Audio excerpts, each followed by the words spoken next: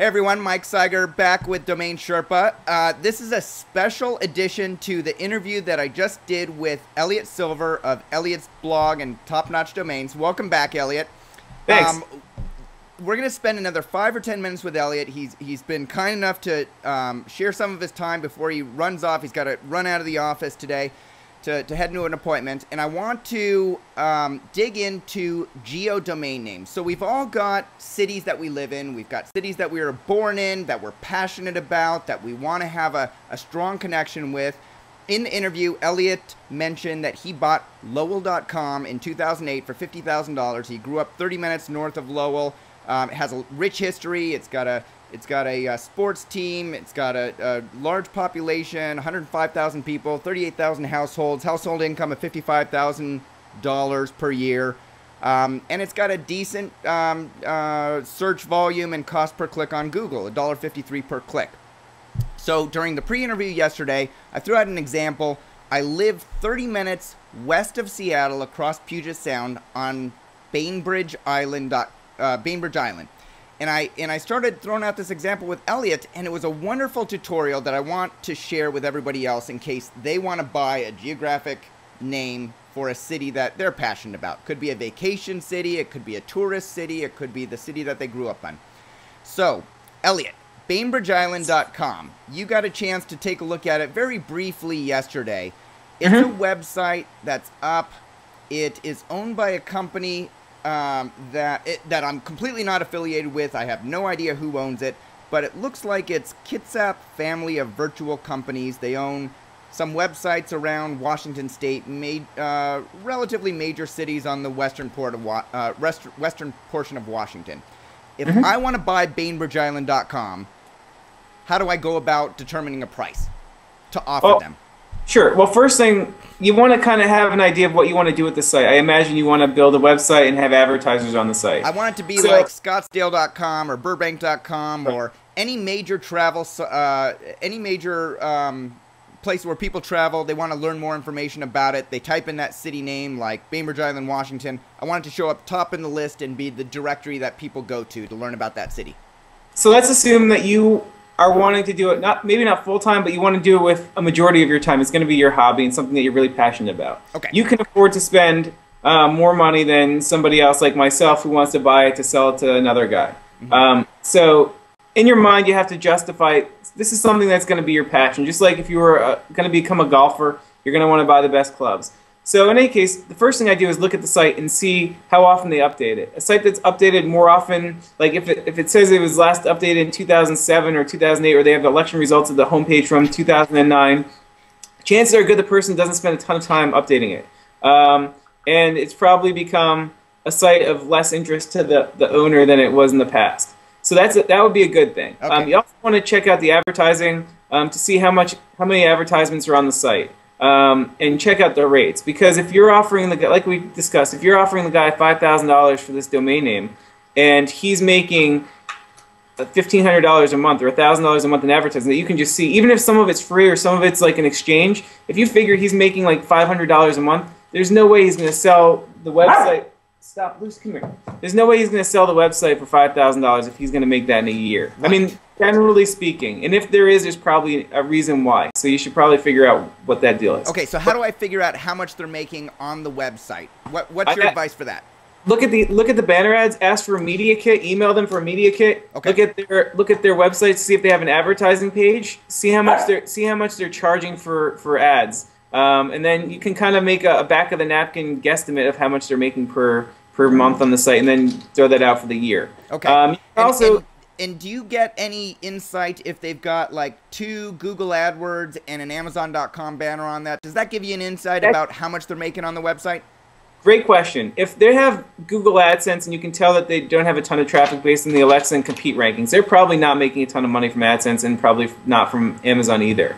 And it also, one thing to consider though is that if they're doing that and they've got a local site, how hard is it going to be for you to get those advertisers that they haven't been able to get? If you've got a way to get them, maybe you're a realtor in that area and you know other people that are going to advertise, then bingo, then you have the competitive advantage that he doesn't have. But as David Costello once told me, He said, open the phone book in the yellow pages and see who's advertising.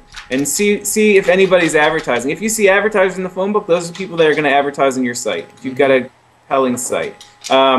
So with that being said, you want to figure out how much they're making, how much you think you can make more based on what you know you're going to do. And if you don't have any idea how much money you're going to make on your site, you probably shouldn't buy it to develop it, because unless you're really passionate about it and you want to go in and just do something that you're passionate about, which is totally cool. But you need to know if they've got a full site on there. You need to know how you're going to improve it if you're not just willing to throw out the money and you don't want to just be able to walk around town and say, I own this website. So assuming you plan to monetize it, figure out, kind of do a back of napkin thing, how much you're going to make from it, and then come up with a reasonable offer, what you are willing to spend.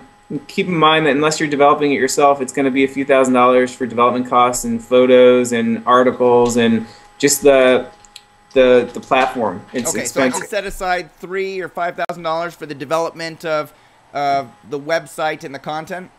If you're gonna build a website that you really like, Lowell.com, that you want to have people add content to, just a robust site that you can really grow, then yeah, I'd say so, maybe even more. Like, I had a mini site, slipperyelm.com.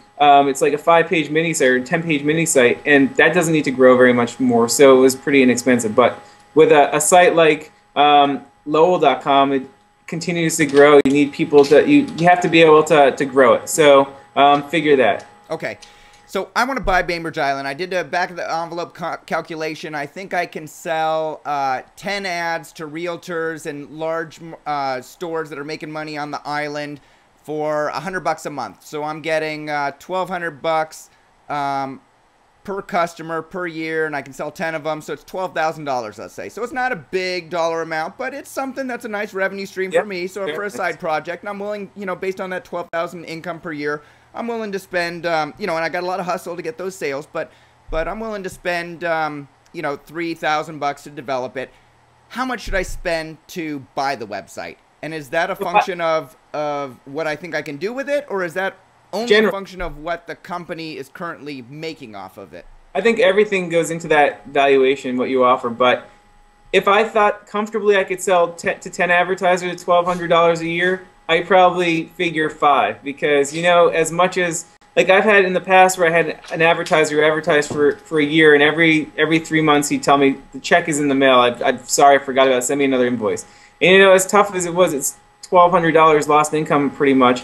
But for me, it was like I had his content, he had his listing on the site, which was driving traffic, and I'm not going to be a bad guy. Like I'm not going to be a guy, because I don't want some guy talking bad about me for $1,200. I'd rather him say, he's the nicest guy. He didn't hassle me. He didn't whatever. So sure. That aside, I figure what the best case scenario is and what the worst case scenario is, because you don't want to say, I'm going to make $12,000 a year on this website from advertisers, and then you're like, I can afford to pay $25,000 for the site because I'll make it back in 2 years, and then everything else is gravy. In the third year, I'll be rolling in the money. I'll be out profit, because if you don't get those advertisers, you've overpaid. Sure. So for me, just off the top of my head, I have no idea where Bainbridge Island is. I know where it is, but I don't know much about it. But like small town, how many people live in Bainbridge Island? So Bainbridge Island. So if we compare it to Lowell, was 100,000 people, 38,000 household, average household income of 55,000. Bainbridge Island, 23,000 people, so a quarter of the population of Lowell, 8,000 households, about less than a quarter of Lowell, but the household income goes up from 55,000 in Lowell to 118,000 in household income. So it's a somewhat affluent community, suburb of Bainbridge Island. Beautiful ferry ride, 30-minute ferry ride over the Puget Sound to Seattle. Lots of realtors, lots of boutiques, sort of sheltered but artsy and highly educated. How about tourism? Lots of tourism, because the Washington State ferry system is the largest attraction in Washington State. People will take the boat across, they'll look for orcas in Puget Sound, and they'll come across and spend money in Bainbridge Island and then go back to Seattle. Well, are they spending the night there? Because I find, and you can talk to David and Michael, I think they'd be great interviews too, because they've got tons of insight. But I think they'd agree that the hotels are generally the people that pay the most. Okay. I've never had luck selling a domain name to a realtor or real estate agent. Just maybe it's me, I don't know what it is, but I've also had a difficult time with advertising. I mean, I was pleasantly surprised when I got an advertiser on Lowell.com that was in the real estate business. So I've had a tough time with that. Okay. So I'd bank more on the hotels and tourism and restaurants. Those are the type of people that usually pay more. So I do some comps, see what they're making, because you don't want to insult them. That's the biggest reason why you're looking at their site to see what they're making, because you don't want to offer them $5,000 for their domain name when you know they're making $10,000 a year. It just doesn't make sense. Right. A lot of times you can even ask them. You can say, how much are you making a year on the site? What are you making? If you ask if they'd sell it, or you call them on the phone and you say, just how much are you making? Yeah. People that are interested in selling it will tell you. I mean, most of the time they'll tell you, and if they're BSing you, they'll have to document it, and if they don't, then you can back out of the deal if they've lied to you or whatever. But, good point. So start with, are you willing to sell?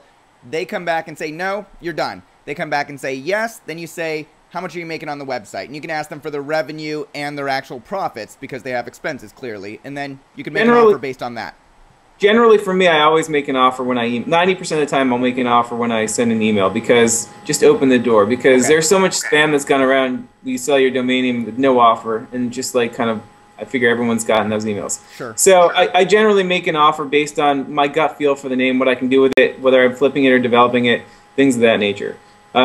Searching to see if it's sold before, how much it's sold for, how long the person's owned it, things of that nature. You know, a smallish place like that. So let me just back up for a second. So let's say that it's flipped 10 times versus they've had it continuously since '97. How does that affect your pricing? Well, then I know I can kind of gauge where the price is, what they paid for it, based on how much it's flipped for in the past. I mean, that's so if it's been flipping and it's public information, then that gives you more information on the pricing. And if they recently bought it and they're developing it, you know that they're planning on putting money into it and building it out. Okay. So that's another piece of information that's good for your intelligence. But I understand. If they've owned it for 10, 12 years, you have to figure people have probably inquired about it in the past, so you're going to have a decent offer. I mean, if no one's inquired about it, it's probably not the best name. Maybe there's a misspelling. But you also have to figure that Bainbridge Island isn't the easiest name to spell. Bainbridge, I imagine. Yes. But it's not as easy as, say, PalmSprings.com or LosAngeles.com or whatever. So so that being said, you have to take that into consideration. Doing how many searches there are. As I told you yesterday, I like broad match when it comes to the city names. Well, for a city like Burbank or Lowell, broad match is great, because Lowell McAdams, president of Verizon Wireless, or Verizon, and people search for his name, and you know, just the exact match. People search for like first names, people search for last names. So with Burbank and Lowell, it kind of is a little misleading with the exact match, I think. Okay. Anyway, so I like the. So I do a back-of-the-envelope calculation, because I'm going to do what you do, and I'm going to make an offer right off the bat that gets their attention without having to ask them for if it's for sale. My back-of-the-envelope calculation, and I'm just making this up, I didn't actually do it for BainbridgeIsland.com, but let's say that I back-of-the-envelope calculate, ask them for their media kit, they tell me that they charge $100 an ad, I see they have 2 ads on it, I'm saying they make $1,000 a year. It's really not a moneymaker. It doesn't look like they've updated the website, it looks like they've got a template, not to insult Bainbridge Island because I live here. Love the place, but it looks like maybe they haven't updated it for a while. You know, they've got a Japan earthquake people finder, so they have updated it, but not, you know, it's looking like they've got a template from a few years ago, let's say. $1,000 a year, what do I offer them? What's the value? I'd probably come out, well, I can't, the value is really, it's personal. It's a personal thing, so the value is higher for you. If I knew they were making $1,000 a year, I'd probably come out with like $4,000 or $5,000 just to kind of kick the tires a little bit and say, would you sell it for $4,000 or $5,000?